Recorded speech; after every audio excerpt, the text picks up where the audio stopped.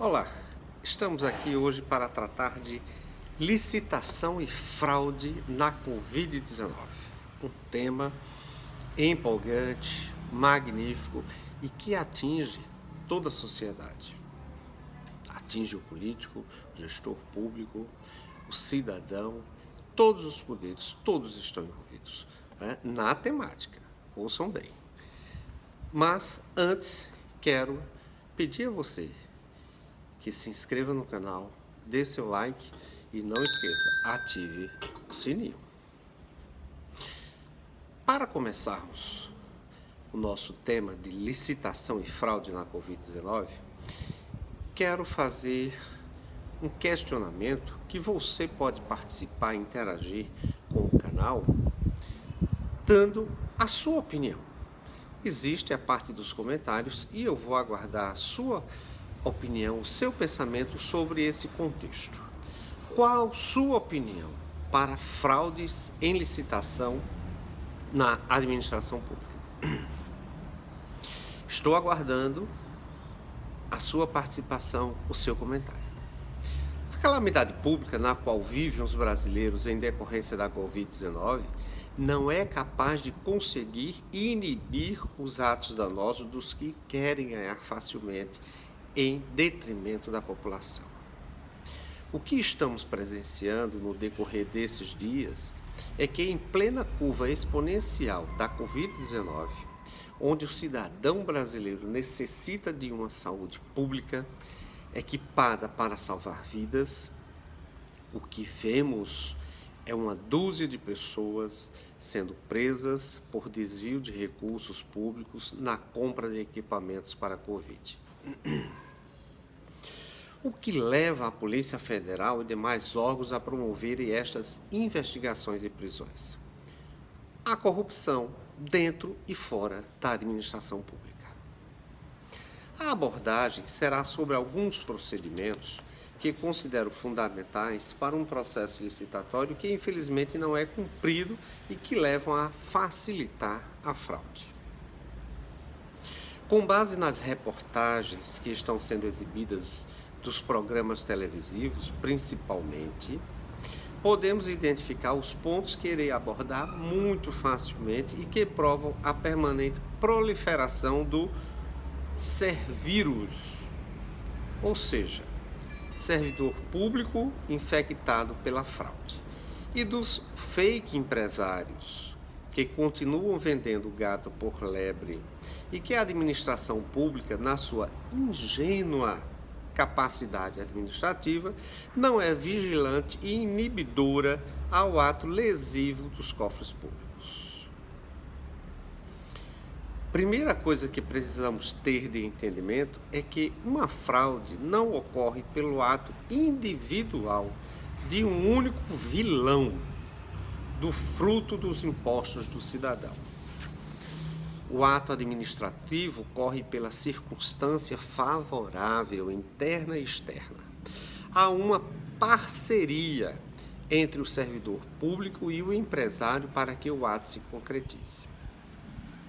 Como fraudar uma licitação apenas por um dos lados? Quem souber, responda no espaço dos comentários do vídeo, porque eu quero saber. Diante do que foi abordado, venho elencar os pontos que entendo frágeis e emito minha opinião de solução diante da prática vivenciada. Antes de tudo, precisamos no serviço público de servidores concursados e ou nomeados que saibam que suas atitudes, quando tratarem de licitação, serão punidas e não premiadas com a morosidade dos atos punitivos.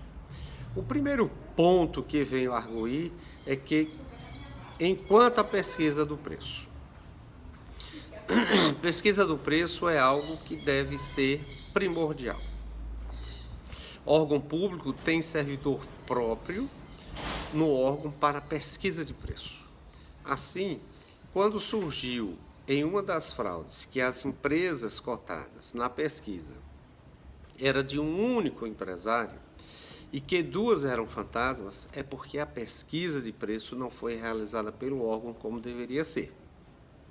Assim, incorre na ocorrência da ilicitude a participação do servidor público, do empresário e do gestor público que assinou o procedimento com a devida irregularidade.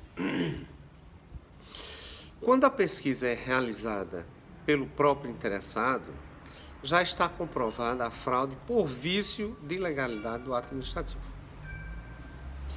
Qual a solução? Controle do gestor público sobre o servidor que ele nomeou para o referido cargo, porque ele sempre é de livre nomeação em virtude da gratificação que recebe ou que seja uma GAI. Perdão. O segundo ponto ainda se refere ao preço. Quanto ao valor do produto, é também um ato participativo do órgão público na fraude, porque não fez, após pesquisa de preço, a avaliação de mercado constante da central de compras ou de parâmetros adotados pela administração pública sobre banco de dados de preços. Quando a pesquisa do preço ocorre de forma correta, já é um passo inibidor do superfaturamento. Vejamos, então, que só nestes dois pontos viu-se que a origem do ato da fraude nasce na administração pública. Qual a solução? A mesma resposta do item anterior. O terceiro ponto é quanto ao KNAI do fornecedor. O fornecedor só pode contratar com a administração pública quando o KNAI, que é a Classificação Nacional de Atividades Econômicas, permite sua habilitação pelo nexo de causalidade ao produto ou serviço a ser executado, a ser comprado. Nos casos em que estamos tratando, o contrato é para a pessoa jurídica que está se habilitando a fornecer o referido produto. Não se justifica que em um procedimento licitatório, seja ele qual for, na hora em que você está vendendo um produto, querendo comprar um produto da área de saúde, uma empresa de construção civil ou qualquer outra que não tenha nenhum KNAI que corresponda àquele tipo de produto, venha participar e venha ganhar. Eu pergunto, onde está o gestor público? Quem responde é o gestor público. Os serventes, os serventuários, os participantes, o agente público, o servidor público,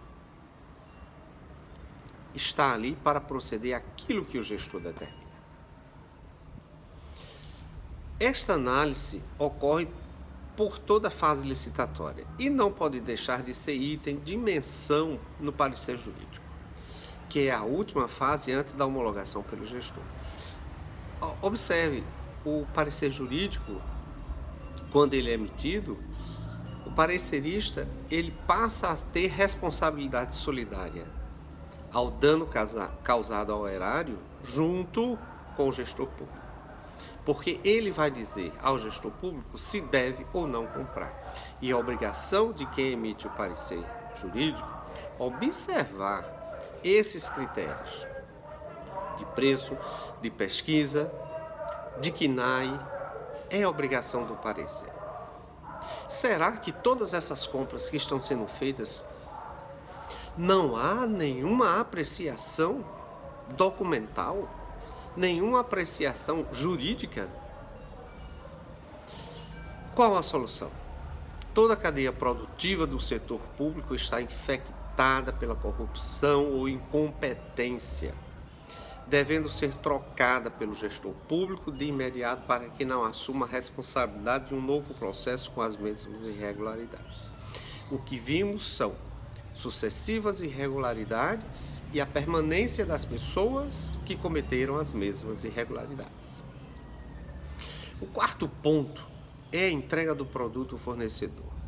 O processo de contratação tem obrigatoriamente um gestor de contrato, que é uma tarefa árdua, penosa e cruel, é uma função de extrema responsabilidade, onde é por ele atestado a entrega do produto e a especificação contratada.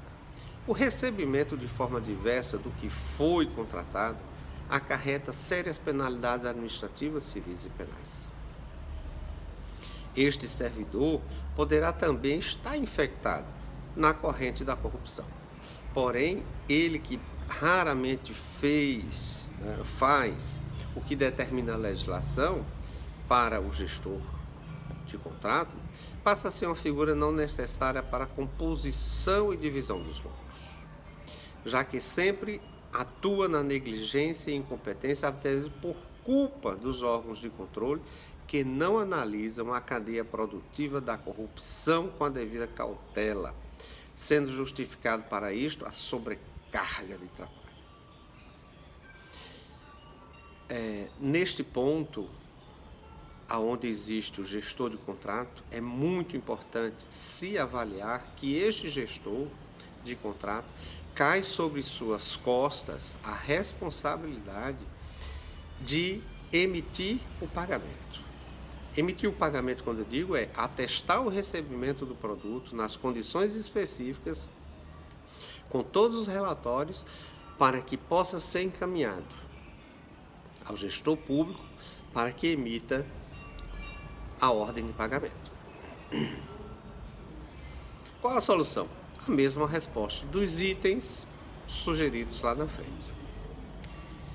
A questão aqui, nesse gestor de contrato, é que nós estamos num procedimento emergencial, num procedimento de corrida rápida desse processo. Mas isso não impede a figura do gestor, quando a lisura administrativa é imposta. O quinto ponto, e o mais grave, é quanto ao pagamento antecipado. Quando a legislação, como no caso da Covid, permite o pagamento antecipado, estamos diante da maior possibilidade e permissibilidade da fraude. Porque a intenção do fornecedor é receber, porque sabe que depois o jeitinho brasileiro vai permitir que tudo fique para o carnaval seguinte. Qual a solução? A legislação que permite o referido ato teria que determinar, já que se trata de um ato emergencial e que não terá processamento por órgãos de controle, a obrigatoriedade de um interventor fiscalizador do Ministério Público, ficando sobre a responsabilidade do representante do Ministério Público, a lisura dos atos administrativos necessários para a instauração do procedimento licitatório que ocorre por via emergencial. O que é que se tem visto de desculpas esfarrapadas, desculpas desmoralizantes? É que tudo correu rápido, é que tudo é emergencial, é que tudo é dispensável, é que tudo... Por isto que a facilidade se dá para os corruptos, porque tudo tão emergencial que não há um mínimo de controle. Para concluir, sai do forninho quente do Palácio do Planalto a medida provisória 966/2020, estabelecendo regras, estabelecendo pontuações para flexibilizar a responsabilidade do agente público,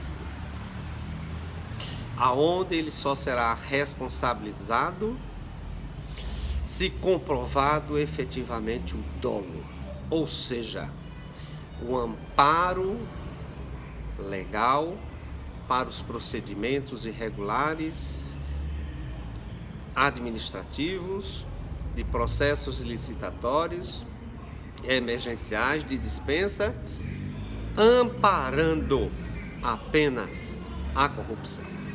Infelizmente, a legislação brasileira sofre desse mal, o mal da permissibilidade para a corrupção. Aguardo seus comentários. Não se esqueça de se inscrever no canal, dê seu like e ative o sininho.